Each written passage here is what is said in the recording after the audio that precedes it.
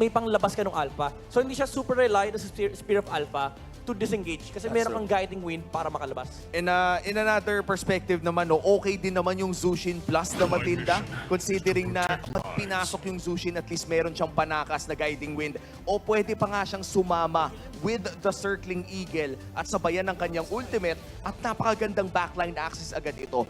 In terms of their lineup right now for Team Liquid Philippines, dahil kinuha na rin nila ang Hylos na to, nagiging maganda yung front to back nila na meron pang proper na disengage. Tsaka ang gaslaw na ito.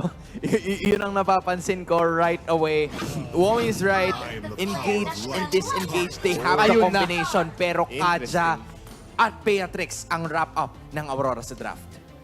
Ang hula ko dito, yung gusto mangyari ng Liquid is i-replicate kung paano nila nilaro yung Game 2. Gusto na naman nila mag-box comp.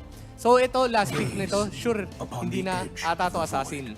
Pero ayun, assassin pa rin. Nag-assassin pa rin. Sabi ni Carl, assassin ano ko eh. Assassin man ako eh. Nawalan kasi sila ng hero nung na-moment na naban yung Alpha eh. Pero tingin ko, gana pa rin naman yung Nolan, pero hindi siya as effective as Alpha in a box comp. Kaso, yun nga eh, parang hindi ganun kalaki yung strat yung Nolan. Imagine mo, akala mo, Valentina, Edith, even the Suyu. Ito yung mga hero na parang walang pake sa Nolan. Parang ang kaya niya lang i-burst dito sa totoo lang is yung Beatrix. But even yung Beatrix, hindi ganun kaganda matchup mo. Kasi kapag nakakuha na siya ng Wind of Nature, yan yung mga marksman na kapag kumombo ka, tapos hindi sila namatay, piplikeran ka pa niyan eh.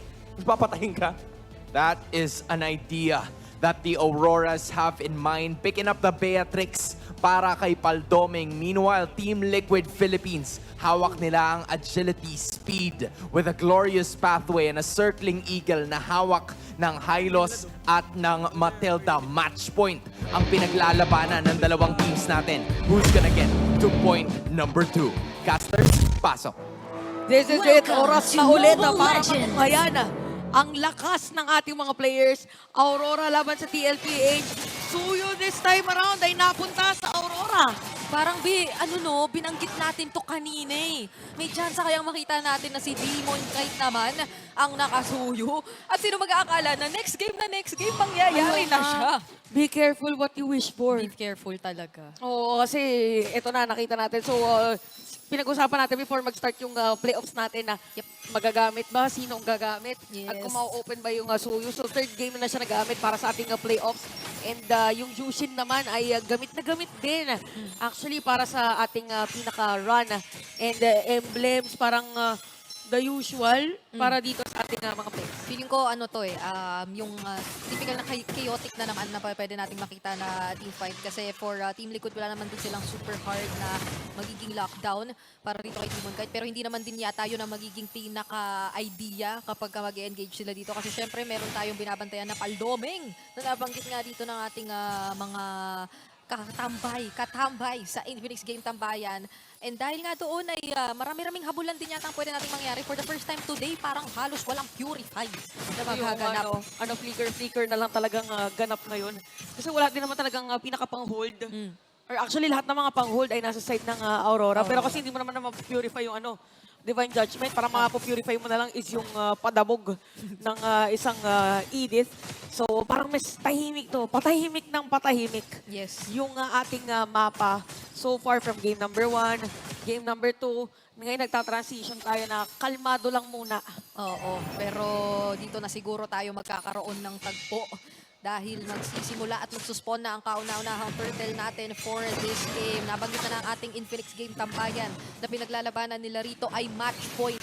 So kung sino man ang makakakuha nito ay napakalaking bagay na noon. Glorious Pathway inilatag na. Sino makakaretry nito? It's going to be you eh! Demon Knight, siya ang unang tutumba. At mukhang yung Circling Eagle ay gagamitin para makatakas na lang muna dahil yung Crimson Beacon inilatag na. Napakaraming ginamit pati yung Primal Wrath ay hindi napapansinin muna ng TLPH. And that's 2 members down para sa side ng Aurora. Pero makikita natin para dito sa side ng Aurora naman ay nakakuha sila ng turtle. So nakakapalitan lang din ulit.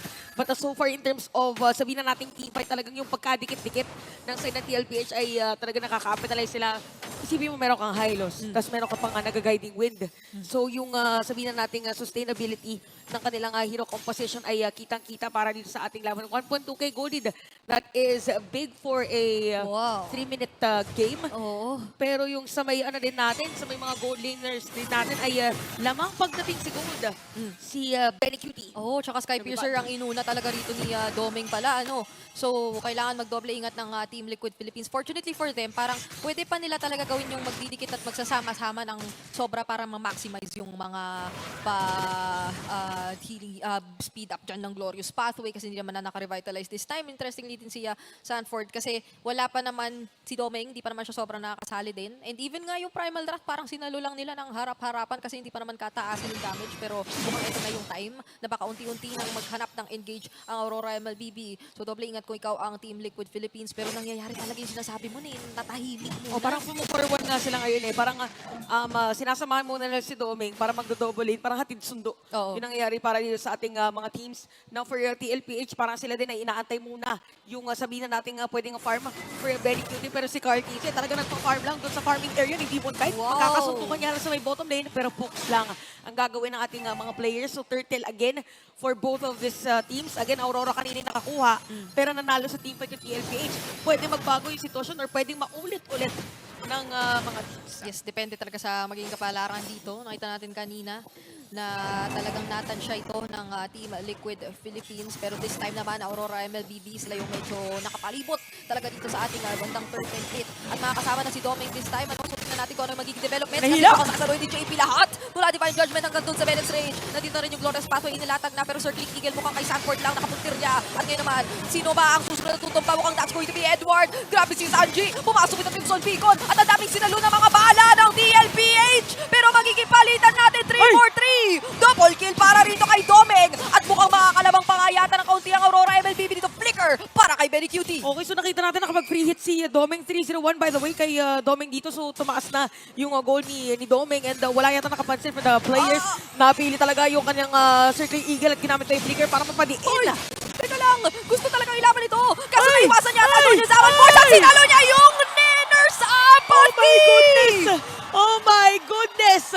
Doming is on fire. Parang kaya ko to eh. Parang nasipat ko to. Nagamit ko to nung mga ilang beses. Kaya kabisado niya kung saan ilaland yung kanyang bala. Even yung mga bala kanina. Teka lang, harap-harapang sniper yun na ipinakita ni Doming. Pero teka lang, hindi pa pala nagtatapos na naman ang ating laban kasi si Sanford na naman dito yung huhulihin. Kaso sumasakit na rin yung damage paunti-unti ng Aurora MLBB. Pero si Renny J yata, magiging kapalitan na sundo pa naman ni JP, si Sanford. At nandito na naman si Benny Cutie with the Zaman Force, si Edward na yung susunod na target na palibang pa noon ng Lantern Flare. At mababawasan ng dalawang miyembro ngayon ng Aurora at ang laban ay nagpapatuloy pa nga. Kaso masakit si Demon Kite at may triple kill si Carlito.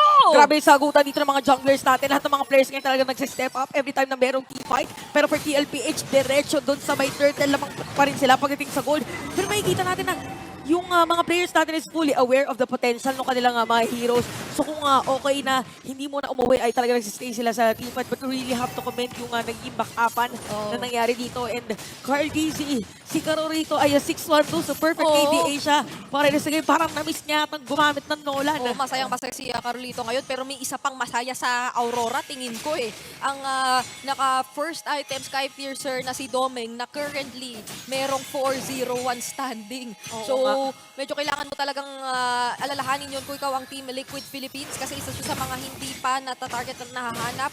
Parang nag-attempt kanina ng isang beses si JP, di ba? Nag-flicker in Circling Eagle kasama dito si nabantayan Benny Cutie. Kaso nabantayan na rin siya. So, doble ingat na rin. Kahit na gaano mo man gusto yung shutdown at bawas doon sa stacks, ay kailangan talagang tansyahin mo din. Naka-tumbling nga pala siya.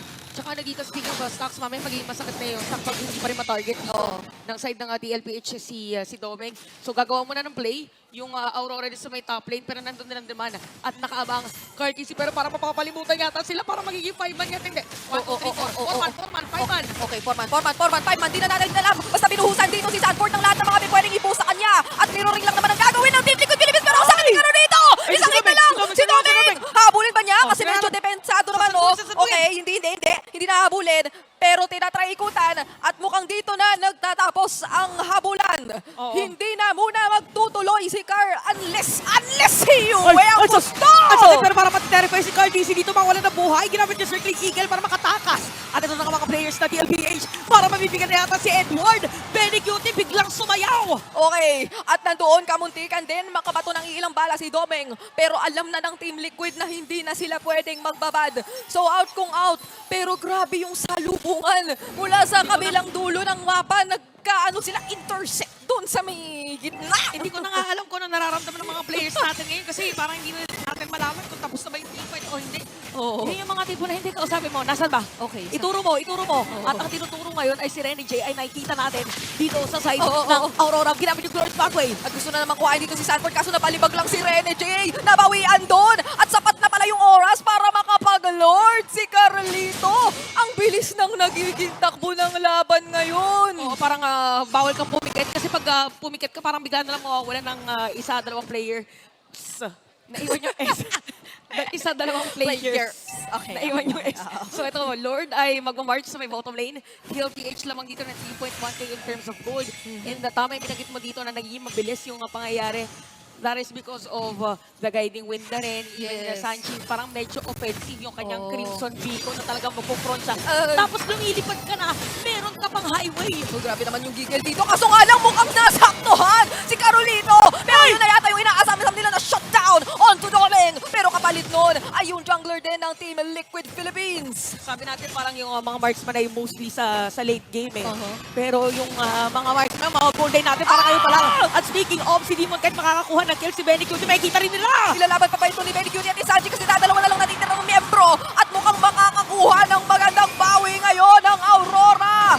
So kahit pa sabihin natin tumatapang ang Team Liquid, kailangan mong respetuhin yung bawi ng Aurora. Hindi ko na alam kung ano nangyayari, nalilito na rin yung tenga ko sa sigaw. Ayan! Ayan. Sigaw ng Aurora, sumigaw agad yung TLPH. Oo nga eh, hindi. Oh, naririnig nyo ha?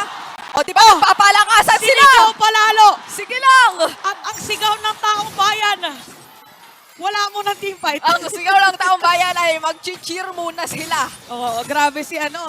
Meron sila mga cheerleader ngayon, si Carly at si Mima Oo Dars. nga eh, grabe ang kanilang naging palag kung palag kanina eh, no?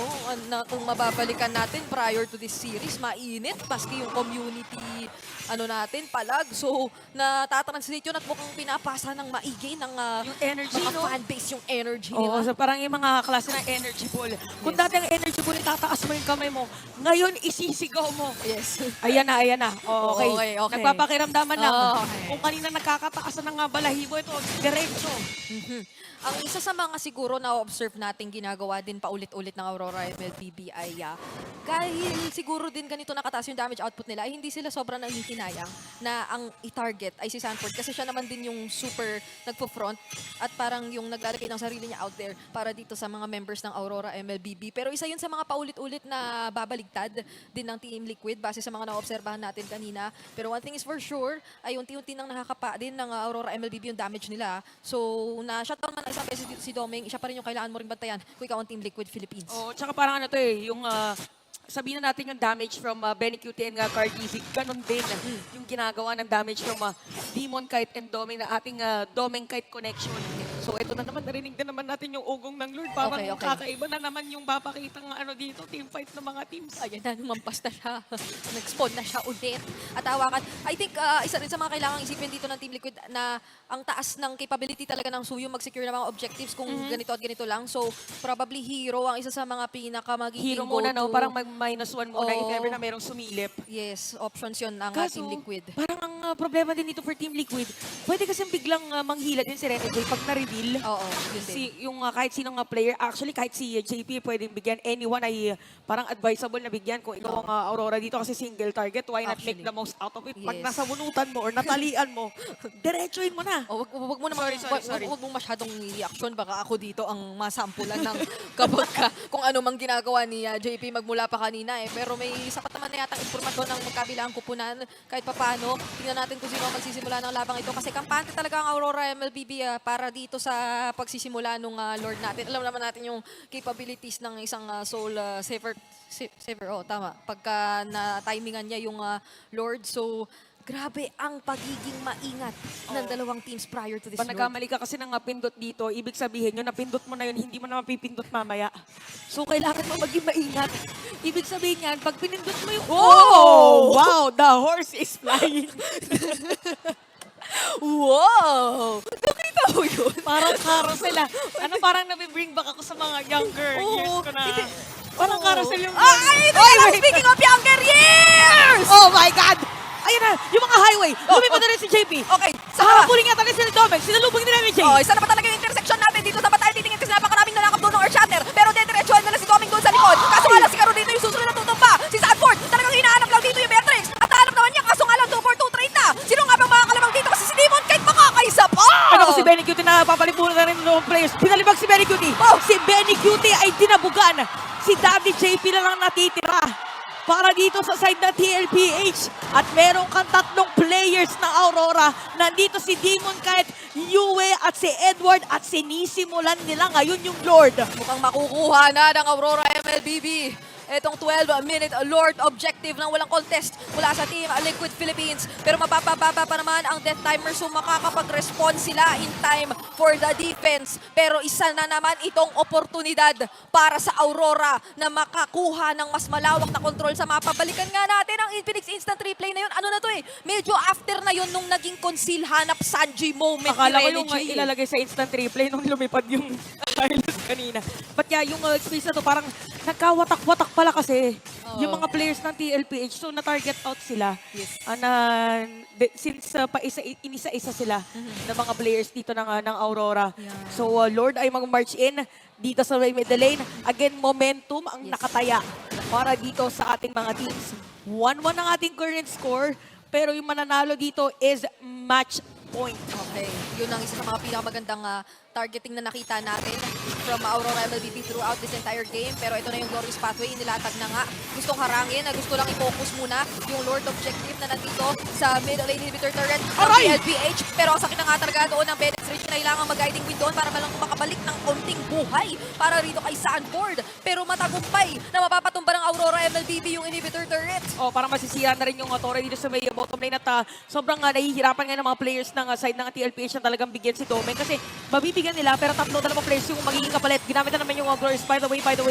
Dalawang by the way na sinabi ko.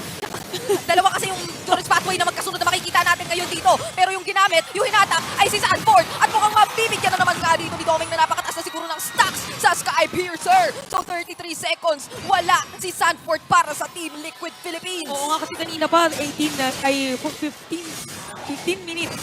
15 minutes na yung laban natin. Tapos 2 beses pa lang siyang namamatay. Yes. Tapos 8 kills na siya. So totoo yung sinabi mo dito, napakataas talaga ng stacks. Ayan na talaga yung nastakan. Si Demon kahit para masastakan din. At hindi na rin kinakaya ni JP kapag siya'y pumapasok. Sobra ng hapdi. Aabutan pa dito si Sanji. At malinis na wipeout for